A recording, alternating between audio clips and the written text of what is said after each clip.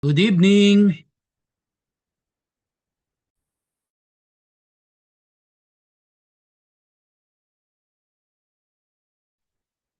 Gandang gabi ho sa inyong lahat mga kapatid. Gandang gabi rin na Pastor Dante. Ayan. So, tayo po ay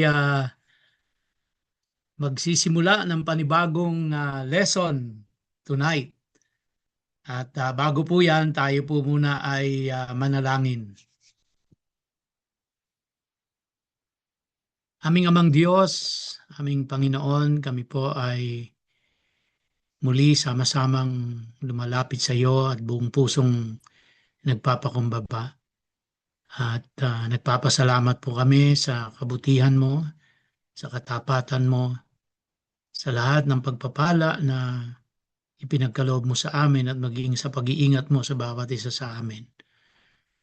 At sa oras pong ito, dalangin namin, aming Ama, na kami po ay bigyan mo ng kaliwanagan sa iyong mga salita. Turuan mo po kaming lahat. Tulungan mo po kami. At nawa, O Diyos, ito po ay maihayag ko ng maayos at malinaw at ito po ay maintindihan ng aking mga kapatiran. Salamat po, Panginoon. Sa iyo po ang papuri, pasasalamat at pagdakila sa pangalan ni Yeshua. Amen. Share ko po sa inyo ang aking screen.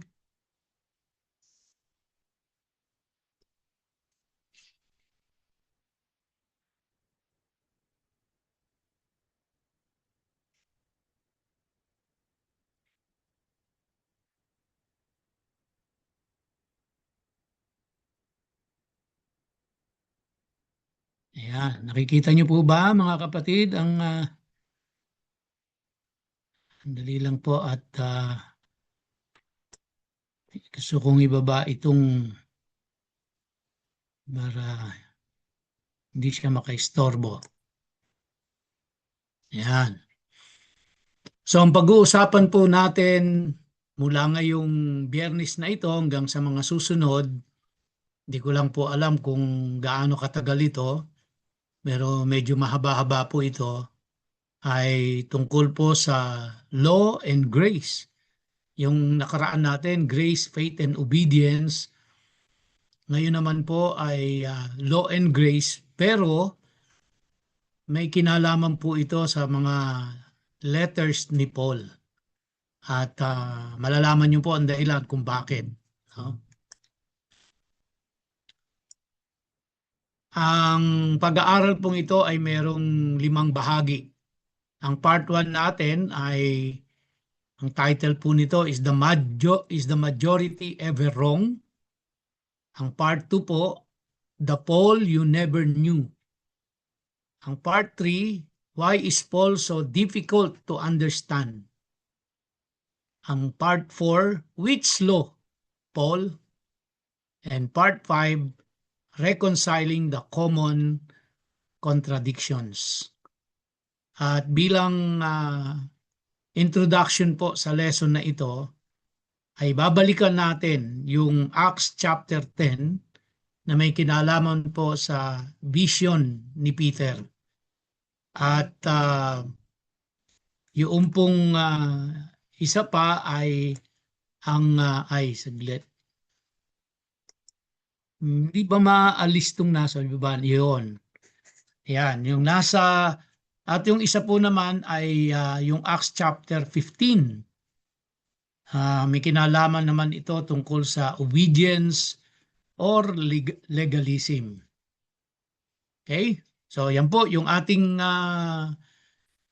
tatalakayin mula ngayong Biyernes na ito at sa mga susunod pang mga Biyernes. Mahaba-haba po yan, pero maganda pong pag-usapan yan. Anong purpose po ng pag-aaral na ito?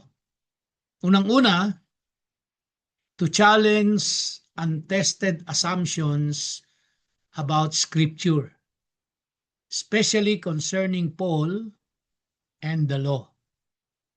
To challenge untested assumptions about Scripture, especially concerning Paul and the law. Dahil marami po ang naniniwala na hindi na mahalaga ang law. Hindi na mahalagang malaman pa yon, lalong hindi na mahalagang sundin yon.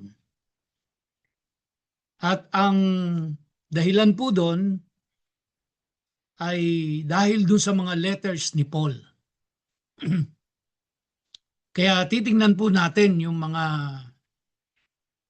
inassume ng tao na hindi na kinontes. Yun po yung bibigyan natin ng linaw dito. Number 2, ng purpose ng pag-aaral na ito, to call believers, bawat isa po sa atin, to call believers back to testing all doctrine against the Word of God, not tradition or majority opinion. Kasi minsan kapag ka po bahagi na ng tradisyon, di na natin china-challenge eh. Kasi nakagawian na eh, nakagisnan na. Kaya sunod na lang tayo ng sunod. No? Yung mga doctrines ng mga churches. O kaya naman, kung ano yung sinasabi ng majority. Hindi na nating china-challenge yun. Dahil majority eh. Marami ang nagsasabi at lalo pa nga kung ito ay galing sa mga kilalang mga pastors, kilalang mga authors, no? Kilalang mga personalidad sa sa Kristyanismo. So hindi na natin china-challenge, hindi na natin tinetesting kung tama ba yung sinasabi talaga nila. Number 3, to address perceived contradictions about faith, grace, law, and obedience. Yan. So, somehow, meron na po kayong idea, no? Kasi tinalakay na natin yung faith, yung grace, yung obedience, maging yung law. Kasi tinatalakay natin yan pagka Sunday eh. So, at marami pa rin na mga Kristiyano ang naniniwala na mayroong contradiction sa grace at saka sa law. No? Marami pa rin ang naniniwala na may contradiction sa faith at saka obedience. So, ang key scriptures po natin dito ay nasa 1 Thessalonians chapter 5:21 na sinasabi sa atin, test everything, hold fast to what is good. So wala naman pong masama kung yung mga napapakinggan nating mga katuruan ay ating susuriin base sa kung ano ang sinasabi ng scriptures. No? Lalong-lalo na kung ito ay mga opinion ng tao o kaya interpretation ng isang denomination. We have to test everything, sabi ng 1 Thessalonians 5:21. And then hold fast to what is good. Now in Psalm 119 verse 142, sabi po sa atin dyan, God's law is truth. No? So hindi po nagbabago yan na ang law ng Diyos ay siyang katotohanan. So yan po ang tatlong purposes ng ating pag-aaral na ito. Again, to challenge untested assumptions about Scripture, especially concerning Paul and the law. Doon tayo magpo-focus. And then number 2, to call believers, you and I, back to testing all doctrine against the Word of God. Not against tradition or not against majority opinion, but against the Word of God. Yun ang ating standard. Yun ang ating sukatan. No? And number 3, to address perceived contradictions about faith, grace, law, and obedience. Okay? So, yan po yung ating purpose sa pag-aaral natin ngayon. Simulan po natin sa Acts chapter 10 sa vision ni Peter. Nadaanan na po natin ito sa pag-aaral natin. Kaya ito ng araw pag-aaral natin ng Sunday, no, na i-preach ko na po ito. And you have heard this Acts chapter 10 so many times. No, kaya hindi na natin babasahin yung buong scriptures, kaya hindi ko na po isinama diyan sa ating sa ating pong slides. Pero kung gusto niyo po ay balikan niyo yan at basahin po ninyo para maalala ninyo kung ano po yung tinatalakay diyan sa Acts chapter 10.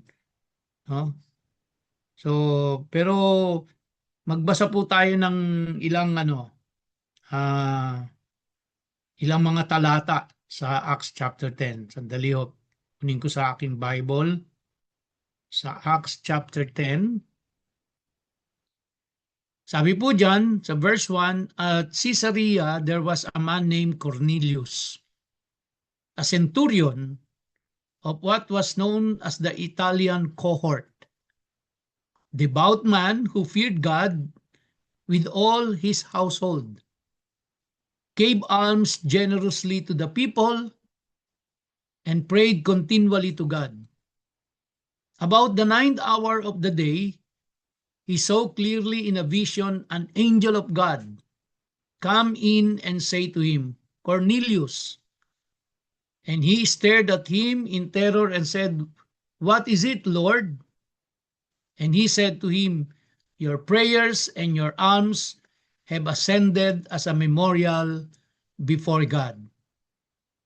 And now send men to Joppa and bring one Simon who is called Peter. He is lodging with one Simon a tanner, whose house is by the sea. When the angel who spoke to him had departed, he called two of his servants and a devout soldier from among those who attended him. And having related everything to them, he sent them to Joppa. So yun po yung unang senaryo sa Acts chapter 10. No, si Cornelius ay may nakita siyang vision at inutusan niya yung kanyang mga tauhan na pumunta doon kay Peter. No, puntahan si Peter. Now, habang nangyayari naman po yon, ito naman yung sa sunod na eksena. The next day, as they were on their journey and approaching the city, no, yung mga tauhan ni Cornelius papunta na doon kay Peter. Peter went up on the housetop about the 6th hour to pray. And he became hungry and wanted something to eat. But while they were preparing it, he fell into a trance and saw the heavens opened and something like a great sheet descending, being let down by its four corners upon the earth. In it were all kinds of animals and reptiles and birds of the air. And there came a voice to him, Rise, Peter, kill and eat. But Peter said, By no means, Lord, for I have never eaten anything that is common or unclean. And the voice came to him again a second time, What God has made clean, do not call common. This happened 3 times, and the thing was taken up at once to heaven. Kaya dito pa lang po, no, makikita na natin from the context na hindi tungkol sa pagkain ang Acts chapter 10. Pero ito yung karaniwan pong ginagamit ng mga tao to justify na kahit pwede mong kainin na. Wala na ipinagbabawal sa Biblia. Kasi sabi po doon sa verse 15, what God has made clean, do not call common. Actually, may napanood po akong isang Q&A, no? At ang tinatanong po, banggitin ko na po ang pangalan, ano? Ang tinatanong ay si John MacArthur na kung allowed na ba ang mga Christians na kainin kahit ano ang gusto nila. Ito po yung kinote ni John MacArthur na verse. Sabi niya, what God has made clean, do not call common. At sabi niya, pwede nang kainin ng Christian lahat ng gusto niya. Pero hindi po tungkol sa pagkain ang context kasi nito eh. Pag titingnan natin doon sa verse 1, doon sa una nating binasa, no, hanggang verse 8, ipinrepair ng Diyos si Cornelius na isang Gentile. At inutusan niya yung kanyang mga tauhan na pumunta kay Peter na isang Hudyo. At habang pa nagbibiyahe yung mga tauhan ni Cornelius, meron namang nakitang vision si Peter at ang nakita niya nga ay yung iba't ibang mga hayop na nasa isang malaking ship at halo-halo doon, mga unclean and clean animals. At inutusan siya ng Diyos sa kanyang vision na patayin niya at kainin niya. At sabi ni Peter, bilang Hudyo, hindi siya kumakain ng unclean animals. No? Bakit? Kasi yun po ay bahagi ng kanilang law, ng Jewish law. Kasama yon sa law ni Moses na they are not allowed to eat unclean animals. Kaya si Peter, being a Jew, a devout Jew, hindi siya kakain nun. Kaya, kumbaga, yung inuutos ng Diyos sa kanya na kainin yun, sinabi niya hindi siya kumakain. Now, in verse 17, now while Peter was inwardly perplexed, so maging si Peter po ay naguguluhan doon sa iniuutos ng Diyos na yon na patayin yung unclean animals at kainin niya. Kasi sabi ni doon sa verse 17, now while Peter was inwardly perplexed as to what the vision that he had seen might mean, behold, the men who were sent by Cornelius, having made inquiry for Simon's house, stood at the gate and called out to us whether Simon, who was called Peter, was lodging there. So nag-i-inquire na, nandun na sa bahay, no?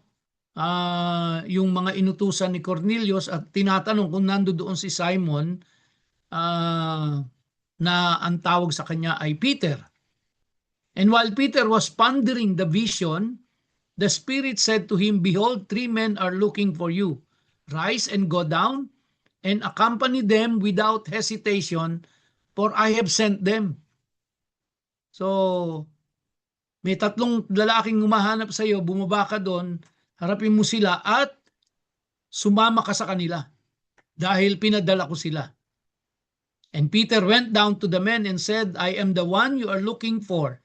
What is the reason for your coming? And they said, Cornelius, a centurion, which is a Gentile, an upright and God-fearing man who is well spoken of by the whole Jewish nation, was directed by a holy angel to send for you to come to his house and to hear what you have to say. So he invited them to be his guests. So he invited them in to be his guests.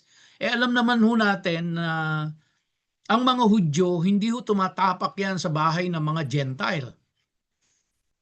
Pero ngayon, si Peter pupunta, sasama dun sa 3 Gentile at pupunta sa bahay ng isang Gentile. So the next day, he rose and went away with them, and some of the brothers from Joppa accompanied him. And on the following day, they entered Caesarea. Cornelius was expecting them and had called together his relatives and close friends. When Peter entered, Cornelius met him and fell down at his feet and worshipped him. But Peter lifted him up, saying, Stand up, I too am a man. And as he talked with him, he went in and found many persons gathered. And he said to them, You yourselves know how unlawful it is for a Jew. Alam na alam ni Cornelius yun, no? Kaya sinasabi ni Peter dito, you yourselves, ikaw Cornelius, no? You know how unlawful it is for a Jew to associate with or to visit anyone of another nation or Gentile. But God has shown me that I should not call any person common or unclean. So dito na ngayon naintindihan ni Peter na hindi tungkol sa pagkain. Nung pag nagpakita ng vision, ang Diyos sa kanya ng mga unclean animals. Ito ay patungkol sa Gentiles at saka sa Jew na pwede silang magkasama, pwede silang mag-usap, no? Pwedeng pumunta ng bahay ng mga Gentile ang mga Jew. Kaya sabi niya sa verse 29, So when I was sent for, I came without objection. I asked them, Why you sent for me? So, tapos, tinanong ni Peter kung bakit siya pinapunta, and then kinuwento na ni Cornelius yung pong vision na nakita niya. Okay? So, yan po yung pinaka context.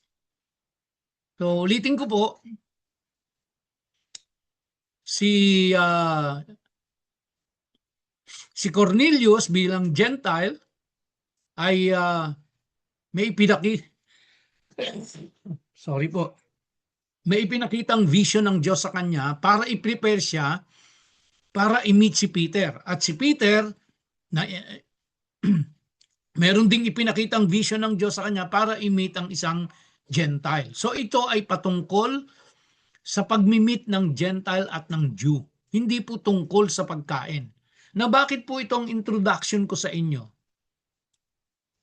Kasi yung tatalakayin po nating mga letter ni Paul ay misinterpreted kadalasan.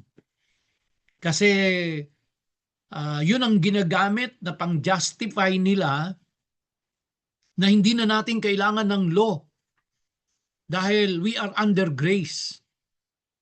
Okay?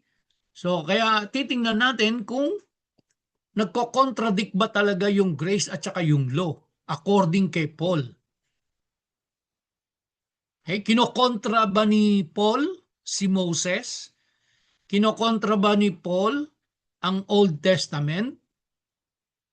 So, maging si Jesus Christ, kinontra niya ba yung law? Kinontra niya ba si Moses?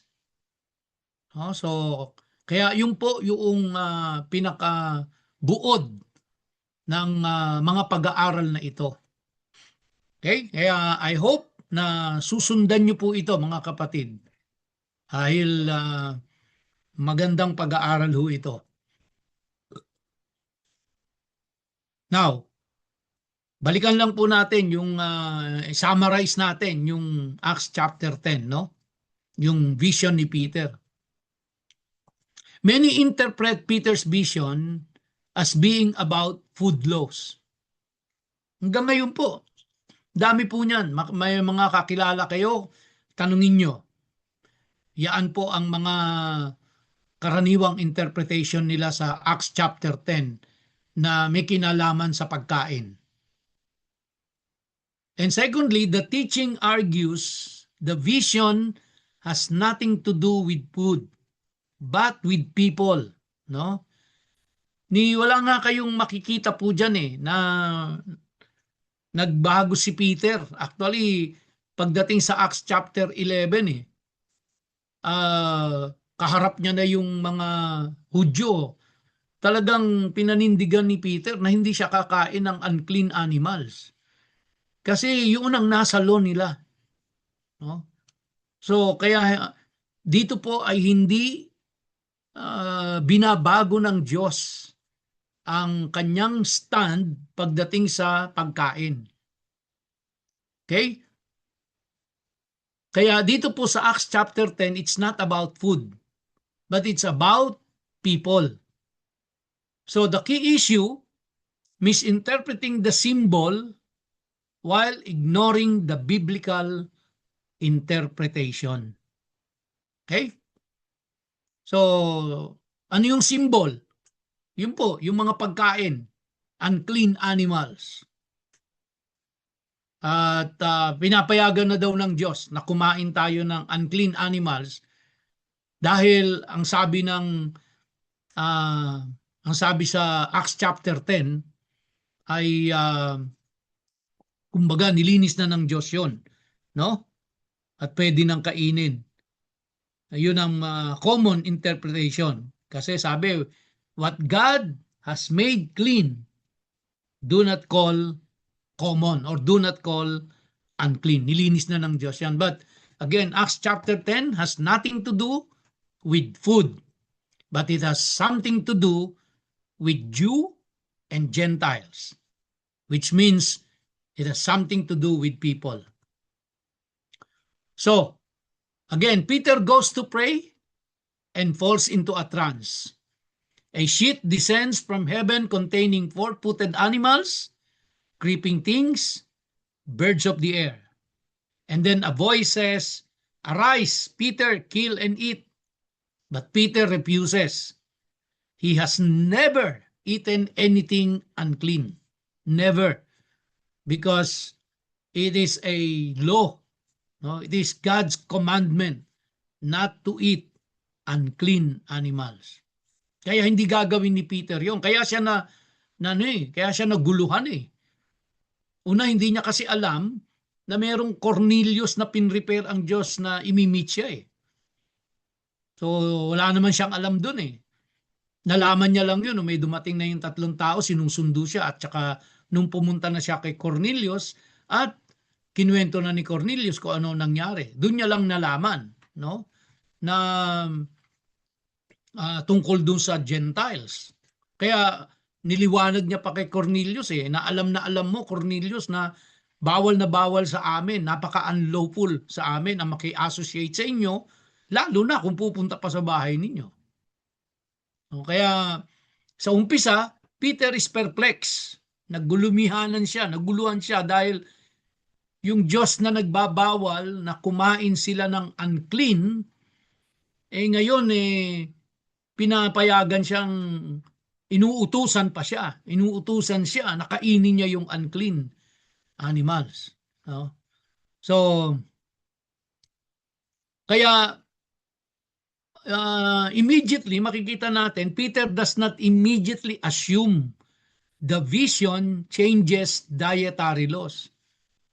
So, hindi kaagad ininterpret ni Peter na may kinalaman yun sa dietary laws nila.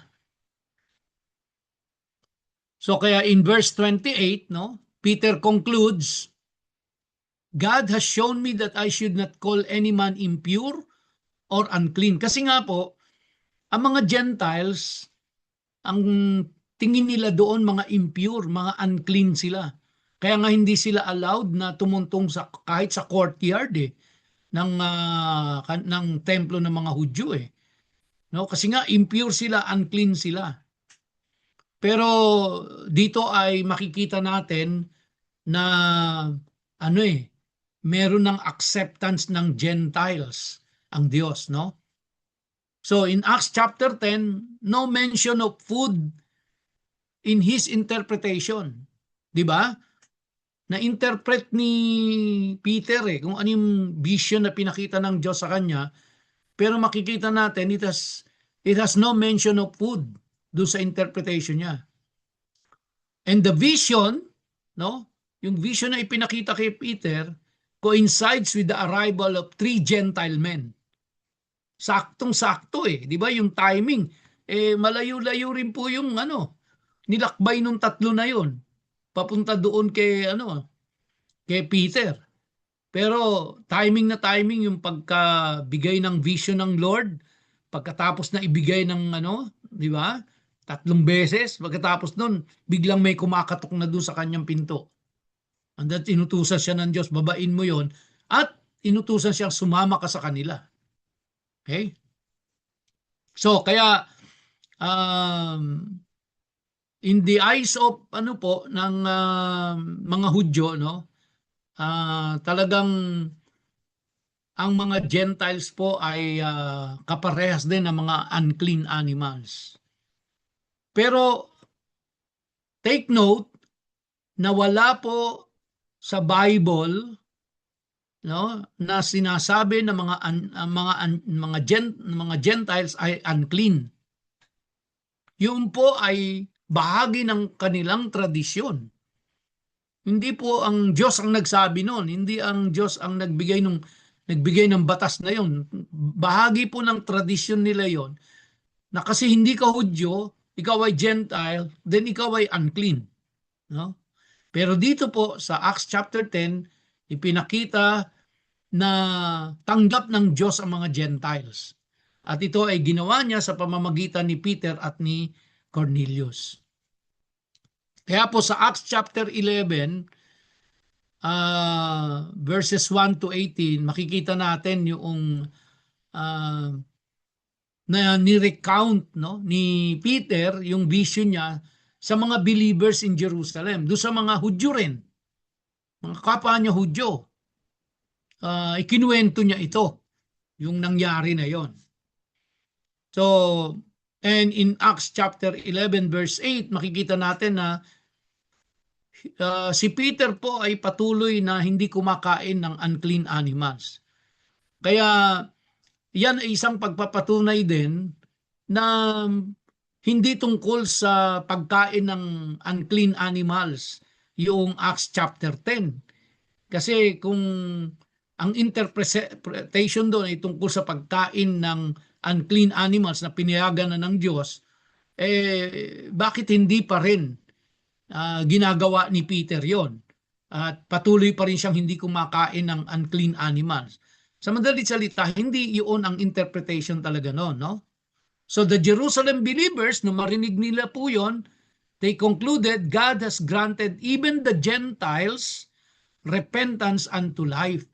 So nakita nila ngayon na ang kaligtasan ay hindi lang para sa mga Hudyo. Ang kaligtasan ay para din sa mga Gentiles, no? So, kaya twice the interpretation is given in Scripture. Kaya kung may magsasabi po na pwede mo nang kainin yan kasi ang sabi sa Acts chapter 10, verse 15, what God has made clean, do not call unclean. Pwede mo nang kainin yon. Pwede mo nang kainin ng baboy. No? Pwede mo nang kainin yung mga lobster. Pwede mo nang kainin yung mga talaba. Kasi nilinis na ng Diyos yan. Sang-ayon sa Acts chapter 10. Pero hindi po yun ang interpretation nun. Okay? So, neither account in both chapter 10 and chapter 11 mentions food as the point of the vision. Di ba? So, nung kaharap ni Peter, si Cornelius at saka yung kanyang sambahayan, they discuss nothing about food. Nung kaharap niya na po yung mga believers in Jerusalem, they did not discuss about food. So it's all about people. Okay? So maliwanag na po sa atin yon. Ito ay pinapakita ko lang po sa inyo, nire-recall lang natin na yan yung isa sa very clear na example pagka na ano po, no, pag ininterpret natin out of context ang verse, ay talagang mamamali tayo ng interpretation, no? Hindi kinuha yung buong context kasi nung verse 15 na yon. Nung sinabi ng Diyos, what God has made clean, do not call unclean or common. Hindi kinuha yung buong context po. Kaya namali ng interpretation. So Acts chapter 10 verse 28 says, it is unlawful for a Jew to associate with Gentiles. And yun yung, again, ulitin ko po, that's part of their tradition. So, part 2 ng tradition yun, hindi Diyos ang nagsabi nun. Yung po ay galing sa Pharisaic tradition, no? And this command is not found in the Torah. Wala ko kayong makikitang utos sa Torah na pinagbabawalan ang Jew to associate with Gentiles. Again, it's part of the tradition, no? Yung tinatawag nating oral Pharisaic tradition. Now, sa Talmudic view of Gentiles, no, Gentiles regarded as unclean. Ang basis, rabbinic oral tradition o yung Talmud, not written Torah. Well, again, yung Talmud po ay ano yan oral tradition nila yan Yan yung pag nagsama-sama yung mga rabbi at nagkaroon sila ng mga palitan ng kanilang mga kuro-kuro, doon po nabubuo yun, no? Doon lumalabas yon. Hanggang eventually, yan pong mga oral na balitaktakan nila, yung kanilang mga pag-uusap niyan, isinulat na yon at yung tinatawag nating Talmud. Doon po nakasulat yon. Hindi po sa Torah. So kaya ang nagsasabi na hindi pwedeng mag-associate ang Jew sa Gentile, hindi po ang Torah. Ang nagsasabi nun is yung Talmud, which is the oral tradition ng mga rabbi. Okay? So, ang anong theological conclusion po natin, mga kapatid? The vision is about people, not food. Okay? The vision is about people, it's not about food. So don't ever use that. No? Verse 15 of Acts chapter 10 to justify that you can eat anything you want, kahit na mga unclean animals pa yan. Number 2, Scripture provides the interpretation twice. Makita natin sa Acts chapter 10, sa Acts chapter 11, nakikita po natin na nandoon yung interpretation ng Acts chapter 10 verse 15 na yon. Yung pong what God has made clean, do not call common. So, nandoon yung interpretation niya. So, Peter remained obedient to dietary instructions. Nakita natin sa Acts chapter 11, no? Hindi pa rin talaga kumain si Peter ng unclean animals. Okay? So the purpose, correct false Pharisaic teaching. Ito po yung ating i-correct natin yung Pharisaic teaching na yon, which is part of the oral tradition. Affirm that Gentiles can receive repentance and life. Thank God, no? Kasama tayo dyan, mga Gentiles, na ang kaligtasan ay hindi lang para sa mga Hudyo. Ang kaligtasan ay para din sa atin na mga Gentiles. At ang mga Hudyo ang inatasan ng Diyos para ipalaganap ang gospel, para makarating ito sa mga Gentiles. Okay? And this also remove barriers of man-made tradition, mga kapatid. Okay. Ano ang core message nung Acts chapter 10 at saka Acts chapter 11? Do not inject interpretations into the text. Okay?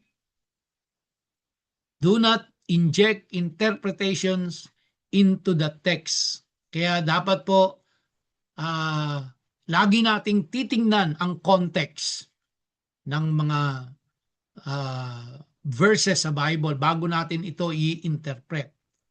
And pinaka-safe sa lahat, allow Scripture to interpret itself. Kaya doon nakita po natin, no? Kung binasa lang ng maigi at sinundan yung pangyayari, di ba? Bakit pinrepair si Cornelius? Sino si Cornelius? No? Tapos pinrepair din si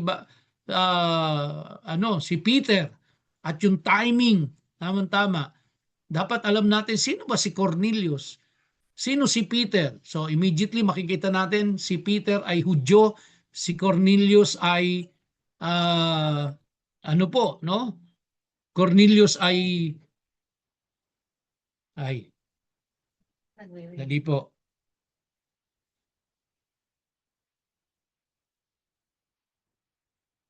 Cornelius ay Gentile.